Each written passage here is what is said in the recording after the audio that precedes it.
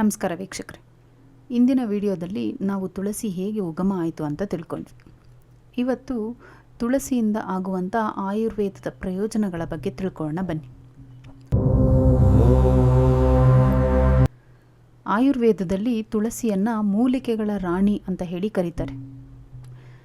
ಇದರಲ್ಲಿ ಯುಜೆನಾಲ್ ಎಂಬ ಅಂಶ ಇದೆ.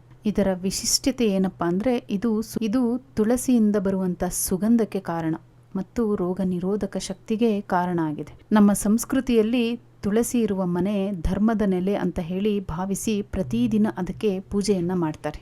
ಪ್ರತಿದಿನ ಬೆಳಗ್ಗೆ ಮತ್ತು ಸಂಜೆ ತುಳಸಿ ಕಟ್ಟೆ ಬಳಿ ದೀಪ ಹಚ್ಚಿ ಪೂಜೆ ಮಾಡೋದ್ರಿಂದ ಮನೆಯಲ್ಲಿರುವಂತಹ ನಕಾರಾತ್ಮಕ ಶಕ್ತಿಗಳು ದೂರ ಆಗುತ್ತೆ, ದೋಷಗಳು ನಿವಾರಣೆಯಾಗುತ್ತೆ ಎಂಬ ನಂಬಿಕೆ ಇದೆ. ಇದಕ್ಕೆ ವೈಜ್ಞಾನಿಕ ಕಾರಣ ಏನಪ್ಪಾ ಅಂದರೆ, ತುಳಸಿ ಗಿಡ ದಿನದಲ್ಲಿ 20 ಗಂಟೆಗಳಿಗಿಂತ ಹೆಚ್ಚು ಕಾಲ ಆಮ್ಲಜನಕವನ್ನು ಬಿಡುಗಡೆ ಮಾಡುತ್ತೆ. ಇದು ತನ್ನ ಸುತ್ತಮುತ್ತಲಿನ ಗಾಳಿಯಲ್ಲಿರುವ ಹಾನಿಕಾರಕ ಬ್ಯಾಕ್ಟೀರಿಯಾಗಳನ್ನು ನಾಶಪಡಿಸುತ್ತದೆ. ತುಳಸಿ ಗಿಡದಿಂದ ಬರುವಂತಹ ನೈಸರ್ಗಿಕ ಸುಗಂಧದಿಂದ ಸೊಳ್ಳೆಗಳು ಮತ್ತು ಸಣ್ಣ ಪುಟ್ಟ ಕೀಟಗಳನ್ನು ಮನೆಯೊಳಗೆ ಬರದಂತೆ ತಡೆಯುತ್ತೆ. ತುಳಸಿ ಗಿಡದ ಆರೋಗ್ಯ ಪ್ರಯೋಜನಗಳು ಏನಪ್ಪ ಅಂತಂದರೆ, ತುಳಸಿ ಎಲೆಗಳಲ್ಲಿ ಆ್ಯಂಟಿ ಆಕ್ಸಿಡೆಂಟ್ಗಳು ಸಮೃದ್ಧವಾಗಿರುತ್ತೆ.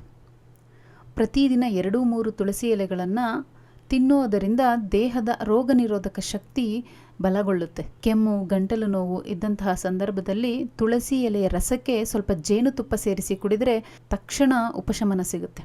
ತುಳಸಿ ಚಹಾ ಕುಡಿಯುವುದರಿಂದ ಕೂಡ ಕಫ ಕಡಿಮೆಯಾಗುತ್ತೆ. ತುಳಸಿ ಒಂದು ಅತ್ಯುತ್ತಮ ಅಡಾಪ್ಟೋಜೆನ್. ಇದು ದೇಹದಲ್ಲಿನ ಕಾರ್ಟಿಸೋಲ್ ಅಂದರೆ ಒತ್ತಡದ ಹಾರ್ಮೋನನ್ನು ಮಟ್ಟವನ್ನು ಸಮತೋಲನದಲ್ಲಿಟ್ಟುಕೊಳ್ಳುತ್ತೆ, ಮನಸ್ಸನ್ನು ಶಾಂತಗೊಳಿಸುತ್ತೆ. ಇದು ಹೊಟ್ಟೆಯ ಗ್ಯಾಸ್, ಅಸಿಡಿಟಿ ಮತ್ತು ಮಲಬದ್ಧತೆಯಂತಹ ಜೀರ್ಣಕ್ರಿಯೆಯ ಸಮಸ್ಯೆಗಳನ್ನು ಕೂಡ ದೂರ ಮಾಡುತ್ತೆ. ತುಳಸಿಯಲ್ಲಿ ಆಂಟಿ ಬ್ಯಾಕ್ಟೀರಿಯಲ್ ಗುಣಗಳಿರುವುದರಿಂದ ಇದರ ರಸವನ್ನು ಮುಖಕ್ಕೆ ಹಚ್ಚಿಕೊಂಡ್ರೆ ಮಡವೆಗಳು ಮತ್ತು ಕಲೆಗಳು ಕಡಿಮೆಯಾಗುತ್ತೆ. ತಲೆಹೊಟ್ಟು ನಿವಾರಣೆಗೂ ಕೂಡ ಇದನ್ನು ಬಳಸಬಹುದು. ಮಧುಮೇಹ ಇರುವಂಥವರು ತುಳಸಿ ಎಲೆಗಳನ್ನು ತಿನ್ನೋದ್ರಿಂದ ಅವರ ರಕ್ತದಲ್ಲಿನ ಸಕ್ಕರೆಯ ಪ್ರಮಾಣವನ್ನು ನಿಯಂತ್ರಣದಲ್ಲಿಡಲು ಸಹಾಯ ಮಾಡುತ್ತೆ.